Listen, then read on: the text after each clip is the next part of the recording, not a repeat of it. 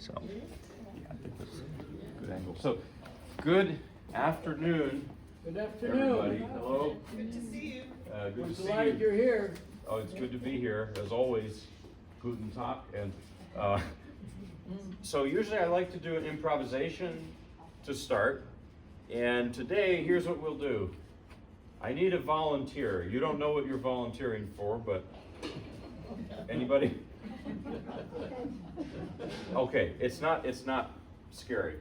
So all I would ask for you is, I'm going to make something up on the piano, but could you just give me a title? It can be anything. It can be mundane, it can be serious, it can be silly, it can be whatever you... Christmas is coming too soon. Christmas is coming too soon.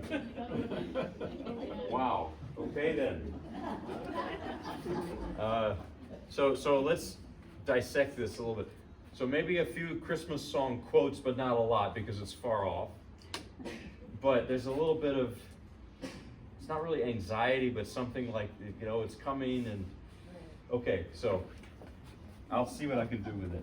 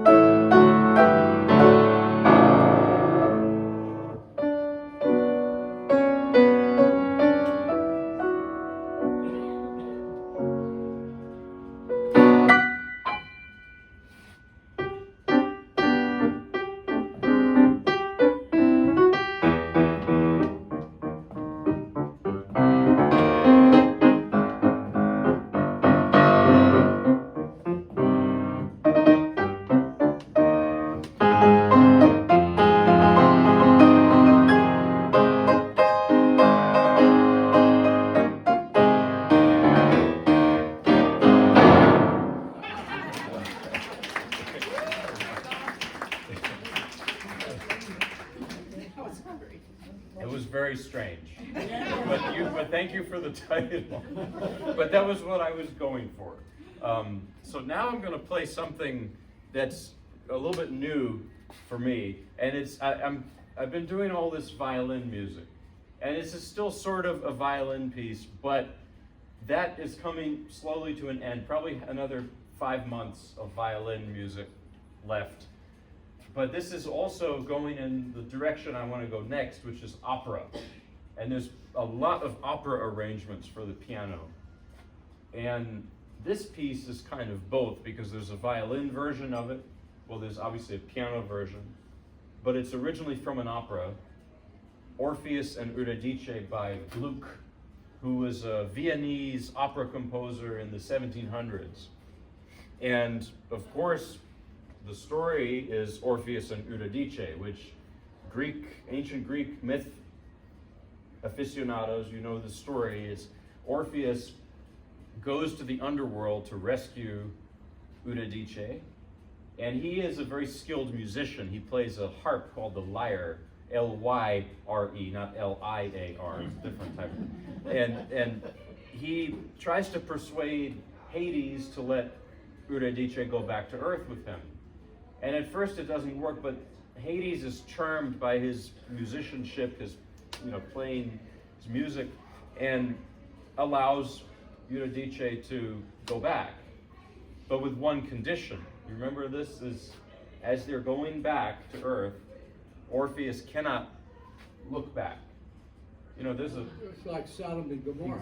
exactly turning into a pillar of salt. It's the same, you know, theme.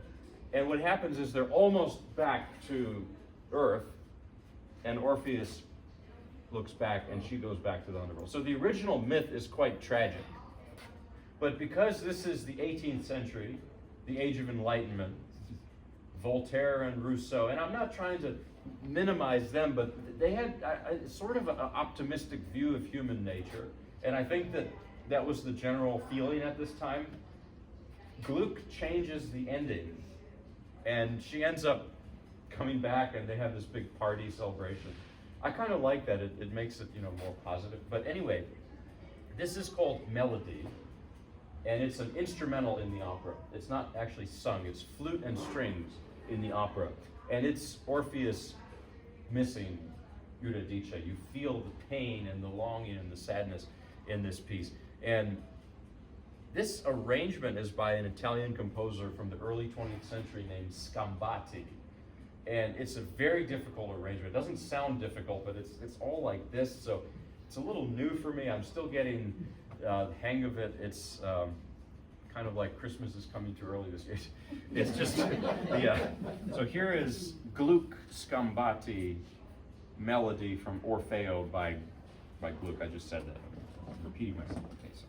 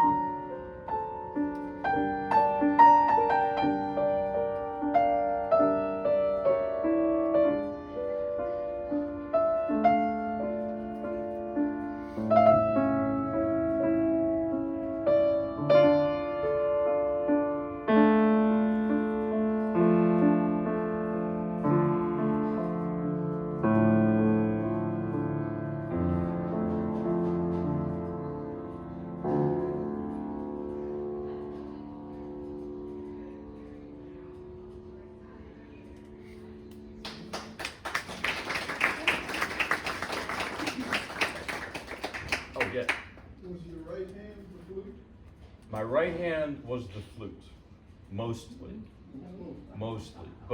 And actually, I was debating whether to do a repeat of this, and I think since you asked that, I will. I played for you the Mendelssohn Auf Flügeln des Gesanges, on Wings of Song, and that was a really good point you just made about, you're really on a roll here. You gave me that title, so yeah, pretty much the right hand was the flute, but some of the right hand was helping the accompaniment too. But this is generally the case when you have an arrangement, generally the case that the melody is upstairs here, and then the accompaniment is, down there. But in this arrangement of Mendelssohn's, it's a song, it's a lead on Wings of Song. Liszt does not put the melody in the right hand. He sort of does by the end, but for the first half or so, the melody is distributed between the left hand thumb and the right hand thumb, with the accompaniment, I'm doing like one of those butterflies, right? The accompaniment all around here. And that was an innovation. Doing that was an unusual thing. This was done first by a guy named Thalberg, who was a contemporary of Liszt. He was Swiss. I'll play some of his arrangements at some point, because he did a lot of opera arrangements. When I do that opera theme in more detail, I'll play Thalberg too. So it creates a different effect. So there, it should be like the Gluck, it should be like that, where the melody's up there because it's the flute, But in the Mendelssohn,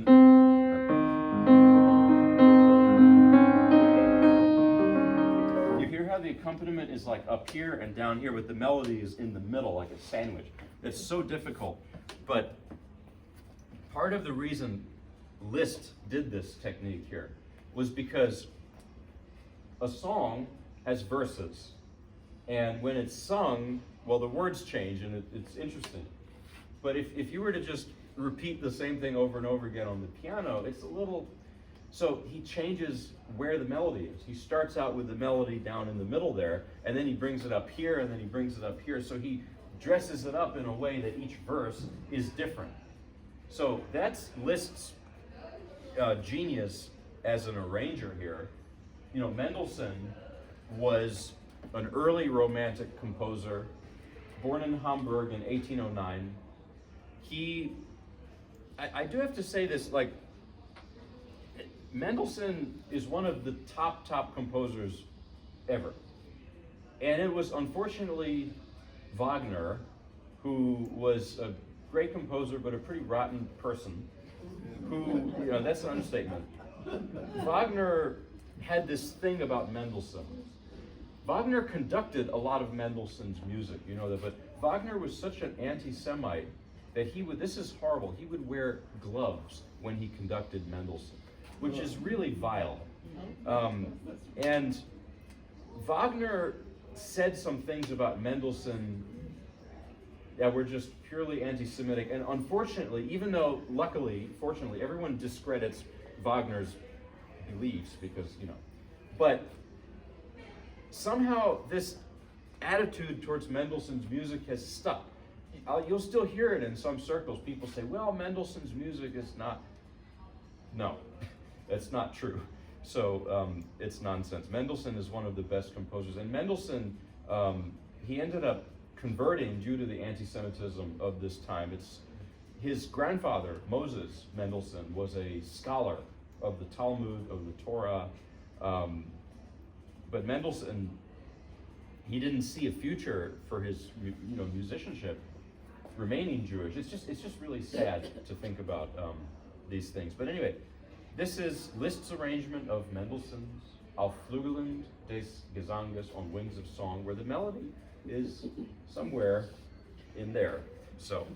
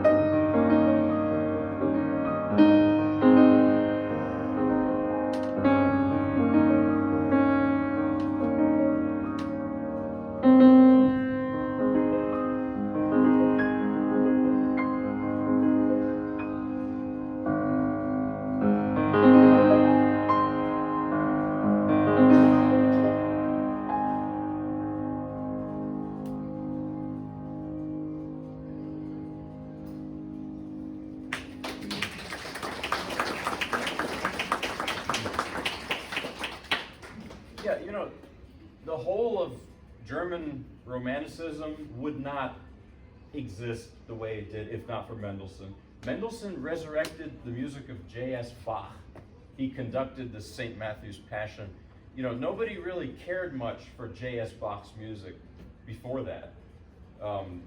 He died unknown, Bach did. And so Mendelssohn, you know, brought him back. So anyway, it's just so many things that Mendelssohn did and should not be overlooked. So, oh yeah, hello.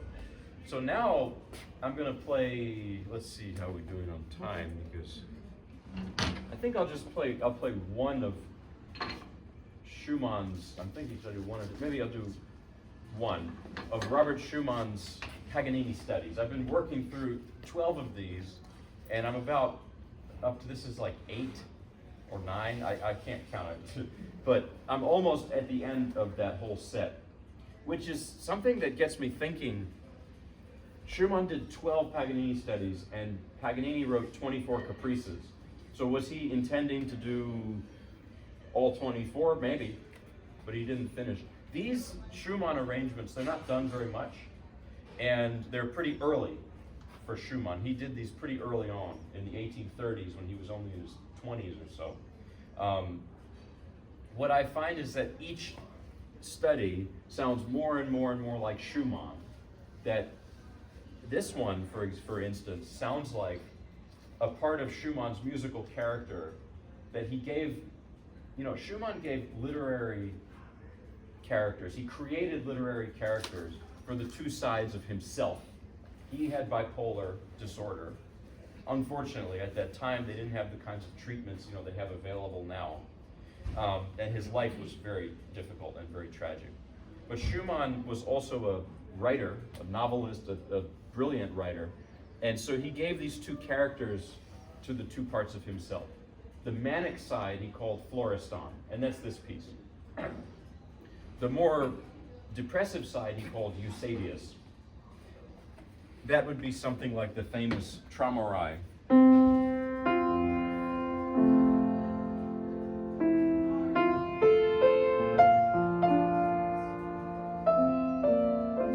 That's Eusebius, you know. Now, I remember I would play Schumann's music often for my grandmother, who was a big music lover. And I was playing one of the Florestan pieces, a novelette, this one, the 8th novelette. It's a very, you know, passionate and wild piece. And her comment was, Schumann is all over the place. And that's spot on for this one I'm gonna do too. That is so true. Sometimes you even feel like you can't breathe well because it's just so manic. And this is a great match for Paganini. This is, after all, a Paganini arrangement. Because Paganini was like the rock star of the early 1800s. And this is a rock star kind of piece, you know, it's just wild. So anyway, you know, the era of Gluck, which you heard in the beginning, even Mendelssohn, there's a little more restraint there. That's all out the window here. That's not the case in this. So here is one of Schumann's Paganini studies, the G minor one. It's pretty wild.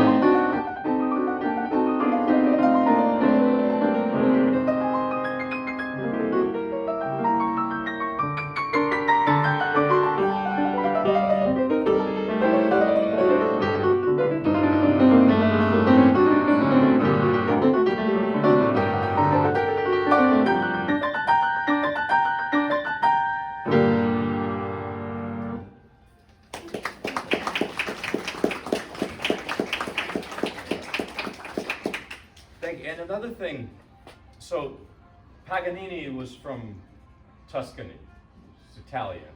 And when you hear Paganini on the violin, it's sunnier. I believe somehow the climate of where a composer comes from shows up in their music. That's not a, I can't prove it, but it's just a feeling. But Schumann was born in Zwickau, which is East Germany near Leipzig. And the climate is not so sunny there. And I feel like that piece in Schumann's arrangement, it's a little cloudier and darker. And speaking of making Paganini a little cloudier and rainier, I'm going to play Brahms now, but this is something I haven't played for you. In the past, several times I've played Brahms Paganini Variations Book 1. Well, today I'm going to play Book 2. It's somewhat new. Brahms did 2 books. He was so obsessed with the idea, with this Paganini 24th Caprice, that he actually wrote 2 whole books of these variations. So Brahms was quite close with the Schumanns, both Robert and Clara Schumann.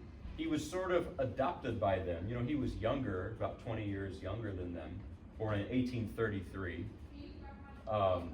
Robert Schumann was born in 1810, Clara a few years after that. And Clara was a famous pianist at the time, composer, great musician herself.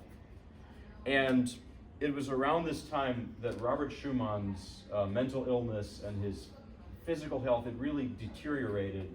He ended up being institutionalized. And it's at this time that it's sort of a rumor that there was a love triangle between Brahms, young Brahms, Clara, Robert. It's probably not exactly, but it reminds me of the story of Mozart and Salieri. I think I've talked about this because it's something that sticks in my mind. Have you seen the movie Amadeus? It's a great movie, and historically completely wrong. Yeah. So in reality, they were colleagues that respected each other, Mozart and Salieri, and they hardly knew each other. So, and actually, the point of that whole myth to me, or busting that myth, is that Salieri was a great composer. And we just accept, he was untalented.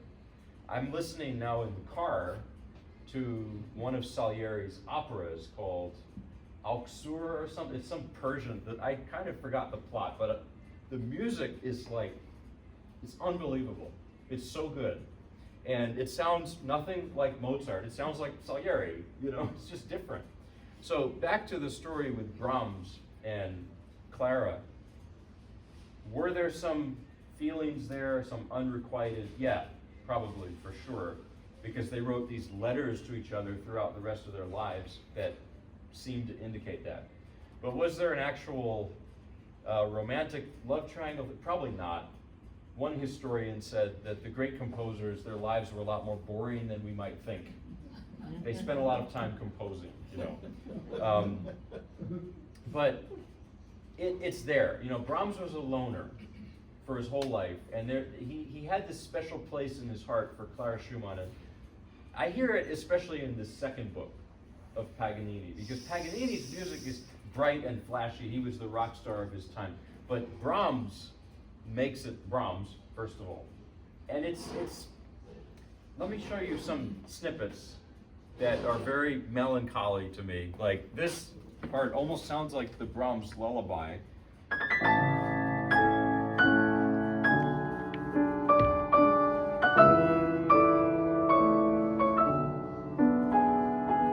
It has this nostalgia or something to it.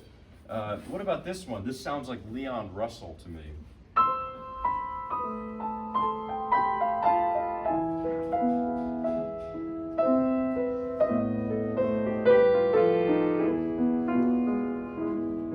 That's like the autumn leaves falling down, and there's that little sadness to it. I don't mean this, not that autumn leaves, but just the actual, So That's what it is. And to me, and Brahms, finally, I want to say Brahms is hard to get into. But once you do, it's so rewarding. Because Brahms is like a prickly pear. And he was like that as a person too, apparently. I mean, he was prickly. But once you got to know him, he was a good friend. And, you know, I think, contrast him with Tchaikovsky. And by the way, they hated each other. They lived at the same time. And I think Tchaikovsky is more immediate, because Tchaikovsky wrote these incredible melodies that you just hear and it just takes you away. Well, Tchaikovsky said that Brahms's music sounded like dried up, dusty, old stuff. Yeah, that's what he said. And there's certain truth there, because Brahms was obsessed with the past. He was almost a scholar, and he studied Renaissance music, so he was very into the past. Now, Brahms's response was pretty bad. He said, passion and inspiration without craft or technique is like a dead reed dangling in the wind. So they're very creative insults, you know. But it has a nice resolution, because the two met in Vienna. You know, Brahms ended up living in Vienna. They met for some drinks. They were both fond of drinking. And after 3 or 4 or 5 or 6 drinks, they became very good friends. So I like how they, you know, resolved that. Anyway, and finally, one more thing is that, yeah, Brahms was from Hamburg, but he spent most of his life in Vienna. Just a funny thing to think about. You look at a map of Europe, Vienna is further east than Prague. So Vienna was always Austro-Hungary for the longest time. And so there's a Slavic, you know, influence to Viennese culture. In other words, it's a melting pot. Always was, and still is.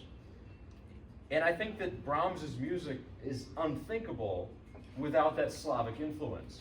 Why did he write Hungarian dances? You know? So it has that too, even though he was from up north Hamburg, and there's this, you know, dark, heavy thing, initially influenced by Beethoven was his big influence. But then there's this, you know, Slavic influence there. I don't know. Anyway, I think I'm just rambling a bit. Here is book 2 of Brahms's Paganini variations.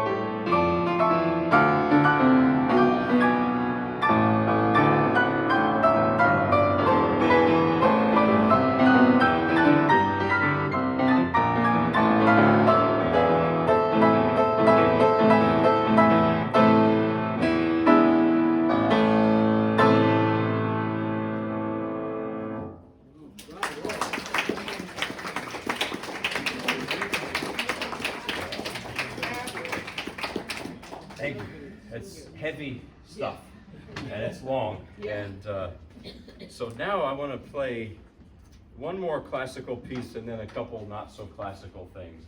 This is something I've played for you many times. This is Gypsy Airs, Zigeunerweisen by Pablo de Sarasate, Spanish composer. And the arrangement is by the Romanian composer George Enescu.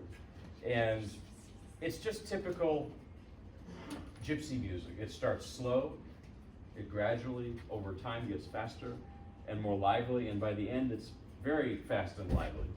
And you're gonna hear the sound of the cimbalom, which is a folk instrument from Eastern Europe. Like that. Actually, the real cimbalom sounds like, let's see, like something like that. That's what a real cimbalom sounds like. It's strings and mallets that you strike. I have a friend who's a pianist from Belarus, and her sister is a professional cimbalom player.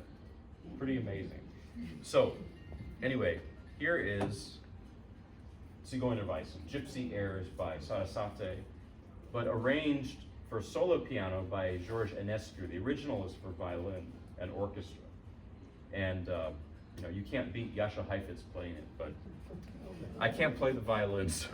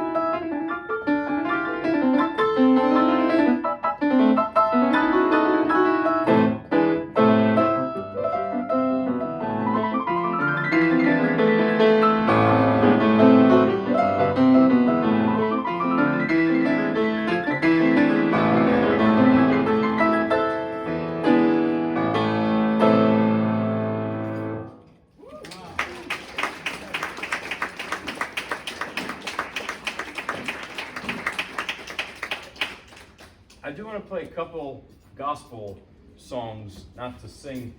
This one is Wayfaring Stranger. It's very interesting. Oh, let me. Joe, hang on, he's got you. Push hard. Oh, there. Oh, yeah, I guess you have to really push. Oh, well, of course I should. Oh, there's something. Okay, I'll make this quick then. Maybe I'll just do. Let me save Wayfaring Stranger for next time because there is something after this. So I'm going to play Will the Circle Be Unbroken. Everyone knows it is one of these songs that it's, I mean, I looked it up and there is an author, but I feel like people sang it before it was officially written. So it's as old as the hills. So I'm going to just do a little improvisation on it and we'll close there. Thank you all for coming and for listening. So, yeah. Thank you very much.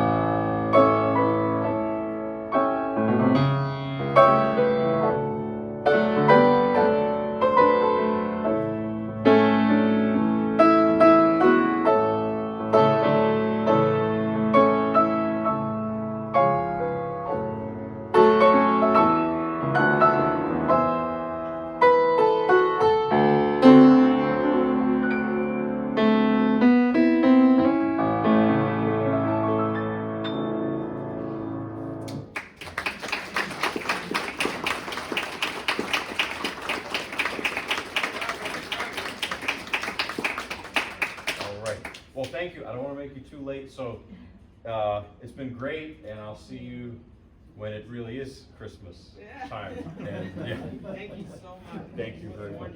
Thanks for having me. We really appreciate you. Thank you. I appreciate you too. Thank you very much. cut this thing off.